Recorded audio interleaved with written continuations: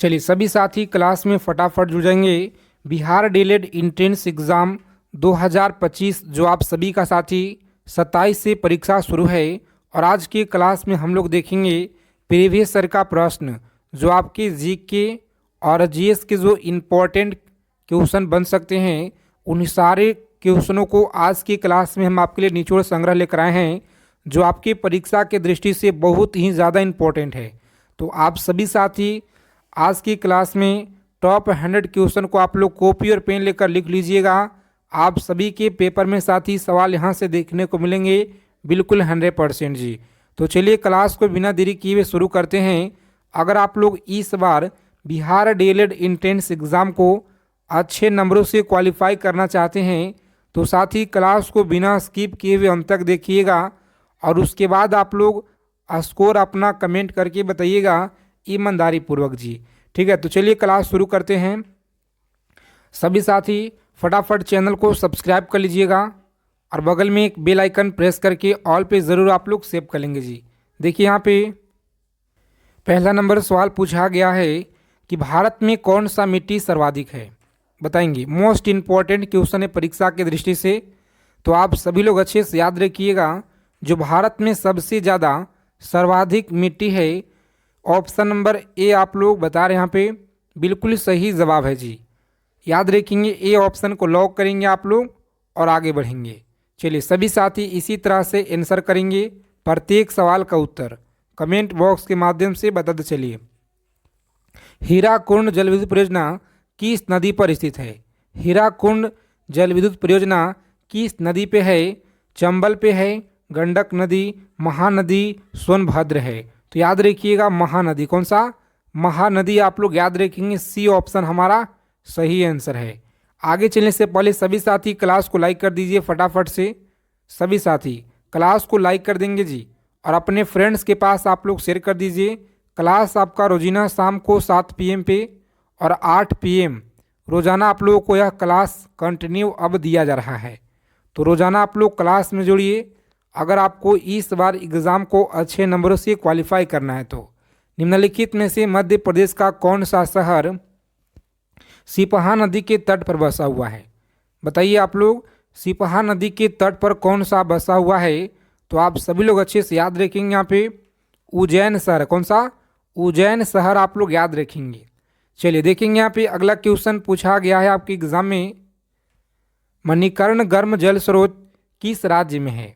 मणिकर्ण गर्म जल स्रोत जो है उत्तराखंड में है, हिमाचल प्रदेश में, जम्मू कश्मीर या गुजरात में है? तो यहाँ पे आपका सही आंसर है साथी हिमाचल प्रदेश। याद रखिएगा हिमाचल प्रदेश में है।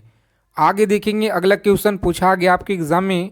सभी को अच्छे से याद रखना है कि हरित क्रांति का पिता किसे कहा जाता है? बताइए, हरित क्रांति का पिता किसे कहा जाता है? तो याद रखेंगे Norman Borlaug. Option number B option हमारा सही आंसर है जी। तो अच्छे से आप लोग याद रखिएगा यहाँ पे। आगे देखेंगे अगला प्रश्न पूछा गया आपकी परीक्षा में। सभी को अच्छे से याद रखना है और सभी साथी चैनल को सब्सक्राइब कर लीजिएगा जरूर। क्षेत्रफल के मामले में निम्नलिखित में से कौन सा देश भारत में बड़ा नहीं है? बताइए कौन सा देश है जो भारत से बड़ा नहीं है? तो इंडोनेशिया आप लोग याद रखिएगा। यहाँ पे डी ऑप्शन हमारा सही आंसर है जी, इंडोनेशिया। आगे देखेंगे क्लास के PDF के लिए टेलीग्राम चैनल और व्हाट्सएप चैनल को आप लोग ज्वाइन कीजिए। लिंक आपको डिस्क्रिप्शन में हम प्रोवाइड करा देंगे। निम्नलिखित में से भारत में ही उत्पन्न होने वाली सबसे लंबी नदी कौन सी है? बताइए निम्नलिखित में से उत्पन्न होने वाली सबसे लंबी नदी कौन सी है? तो यह गंगा नदी है। कौन सा?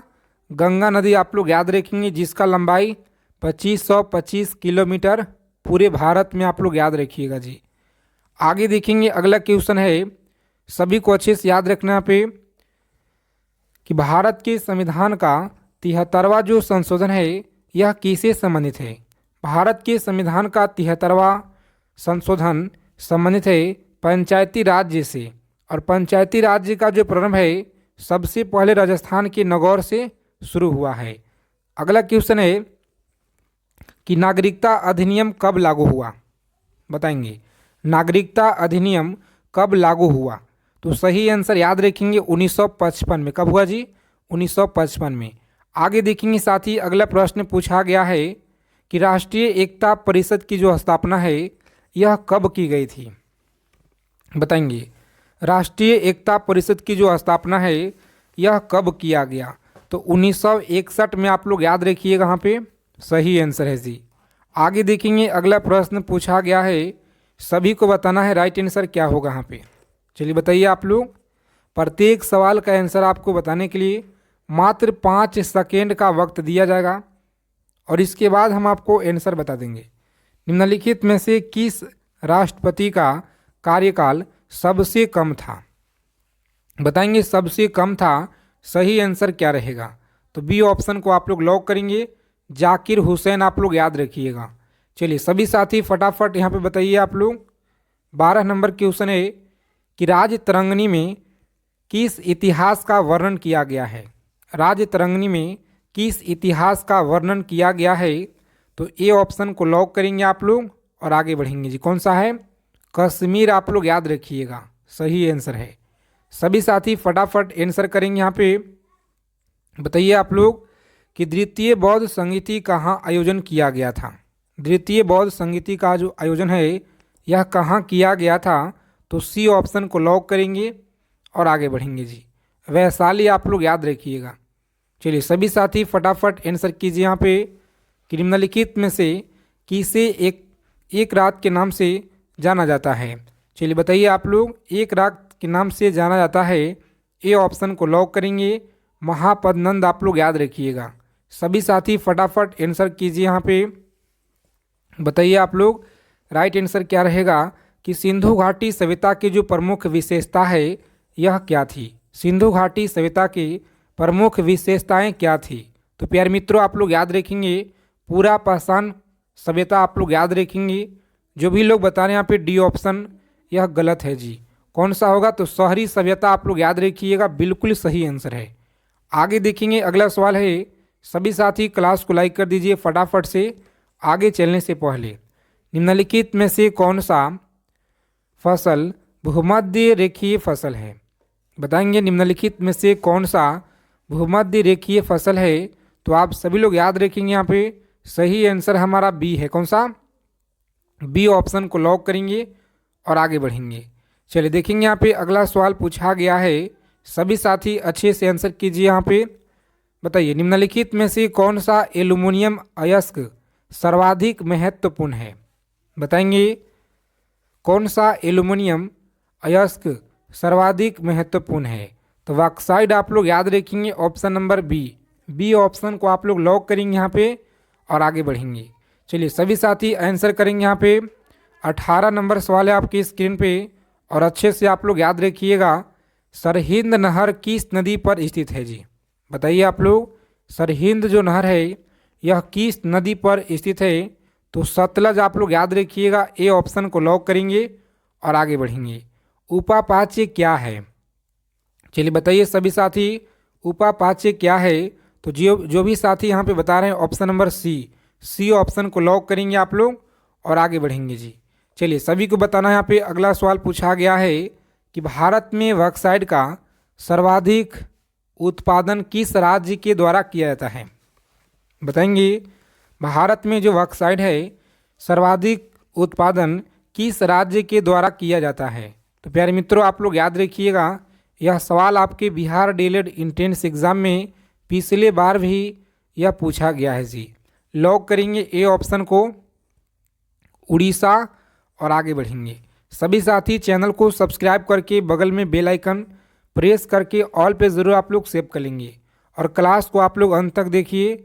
अगर आपको इस बार एक सीट पक्का करना है तो देखिए, भारतीय वन जीवन में फ्लाइंग फॉक्स क्या है? तो साथियों आप लोग याद रखिएगा, यहाँ पे ए ऑप्शन को लॉक करेंगे, चमगादड़ याद रखिएगा।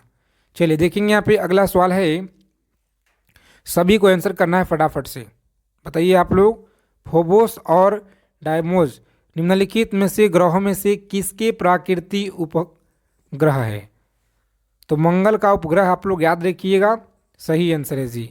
आगे देखेंगे अगला क्वेश्चन पूछा गया है कि मरुभूमि राष्ट्रीय उद्यान किस प्रदेश में है। मरुभूमि राष्ट्रीय उद्यान किस प्रदेश में है, तो ए ऑप्शन को लॉक करेंगे, राजस्थान में आप लोग याद रखिएगा। चलिए सभी साथी आंसर करेंगे फटाफट से। घाटी गांव वन्यजीव अभयारण्य किस प्रदेश में है, बताएंगे घाटी गांव वन्यजीव अभयारण्य किस राज्य में है, तो सही आंसर याद रखेंगे मध्य प्रदेश। कहाँ पे है जी, मध्य प्रदेश आप लोग याद रखिएगा। चलिए देखेंगे यहाँ पे साथी पूछा गया है 25 नंबर सवाल है कि बांधवगढ़ राष्ट्रीय उद्यान किस प्रदेश में है। बांधवगढ़ राष्ट्रीय उद्यान आप लोग याद रखिएगा मध्य प्रदेश में। कहाँ पे है जी, मध्य प्रदेश आप लोग याद रखिएगा। प्रोजेक्ट एलिफेंट की जो शुरुआत है यह कब किया गया, बताइए आप लोग। प्रोजेक्ट एलिफेंट की जो शुरुआत है यह कब किया गया, तो प्यारे साथियों ऑप्शन नंबर बी 1992 आप लोग याद रखिएगा जी। भारत की पहली यूरेनियम खान यह कहाँ पे है, बताइए आप लोग। भारत की जो पहली यूरेनियम खान है यह कहाँ पे है, तो साथियों लॉक करेंगे ए ऑप्शन को, जादूगोड़ा आप लोग याद रखिएगा। चलिए सभी साथी बताइए यहाँ पे, बताएंगे कि निम्नलिखित में से कौन सा दिन अरब सागर में नहीं गिरता है। कौन सा नदी अरब सागर में नहीं गिरता है, तो यह कौन सा है जी, तुंगभद्रा आप लोग याद रखिएगा। ए ऑप्शन को लॉक करेंगे साथियों, आगे बढ़ेंगे। चलिए सभी साथी फटाफट आंसर करेंगे। यहाँ पे बहुत ही महत्वपूर्ण सवाल है आपके परीक्षा के दृष्टि से कि 2011 की जनगणना के अनुसार पहले भारत में सर्वाधिक लिंगानुपात कब जो है यह रिकॉर्ड किया गया था, बताएंगे कब रिकॉर्ड किया गया, तो जनगणना 1961 आप लोग याद रखिएगा जी। कब किया गया, जनगणना 1961 आप लोग याद रखेंगे, यहाँ पे सही आंसर है। चलिए सभी साथी फटाफट आंसर करेंगे। यहाँ पे 30 नंबर सवाल है आपकी स्क्रीन पे, बताइए आइंस्टीन को नोबेल पुरस्कार के लिए मिला, याद रखेंगे आप लोग ऑप्शन नंबर बी ऑप्शन को लॉक करेंगे जी, आगे बढ़ेंगे। चलिए सभी साथी आंसर कीजिए। यहाँ पे सही आंसर क्या रहेगा, 31 नंबर सवाल है आपकी स्क्रीन पे, और अच्छे से आप लोग याद रखिएगा। यदि किसी गतिमान वस्तु का जो वेग है 1.5 गुना बढ़ा दिया जाता है तो उसका गतिज ऊर्जा क्या होगा, तो याद रखिएगा उसका जो गतिज ऊर्जा है साथी 2.25 गुना हो जाएगा। कितना, 2.25 गुना आप लोग याद रखिएगा, सही आंसर है जी। आगे देखेंगे 32 नंबर सवाल है आपकी स्क्रीन पे, भीषण सर्दी में ठंडे देशों में पानी की जो पाइपें फट जाती है यह क्या कहलाती है, तो प्यारे साथियों आप लोग याद रखेंगे, ए ऑप्शन को लॉक करेंगे आप लोग और आगे बढ़ेंगे जी। चलिए सभी को आंसर करना है। यहाँ पे किसी द्रव के पृष्ठ तनाव का जो कारण है यह क्या कहलाता है, तो अणुओं के मध्य संसर्जक बल कहलाता है। बी ऑप्शन को लॉक करेंगे आप लोग और आगे बढ़ेंगे।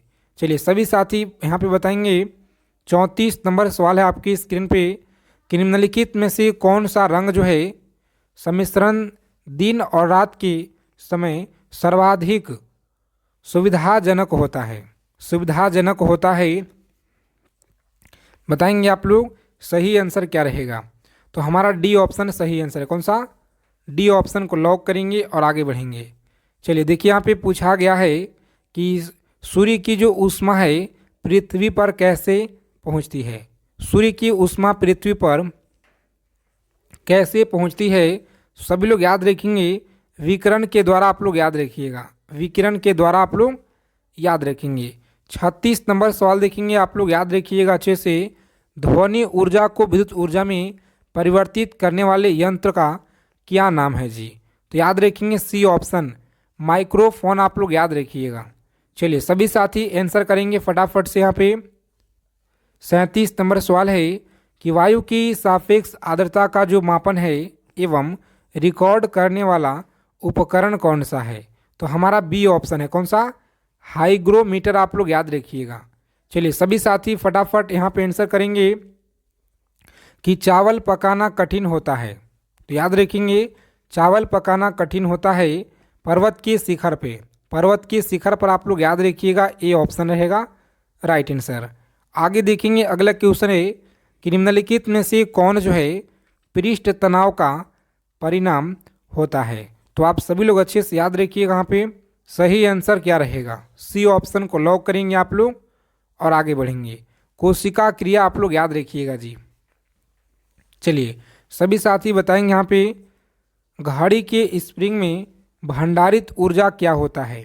तो रासायनिक ऊर्जा, यहाँ पे जो भी साथी बता रहे हैं गलत है। स्थित ऊर्जा आप लोग याद रखिएगा, बी ऑप्शन को लॉक करेंगे। चलिए देखेंगे अगला प्रश्न, यहाँ पे याद रखिएगा जी, एंजाइम मूल रूप से क्या होता है। याद रखेंगे सी ऑप्शन रहेगा राइट आंसर, प्रोटीन आप लोग याद रखिएगा।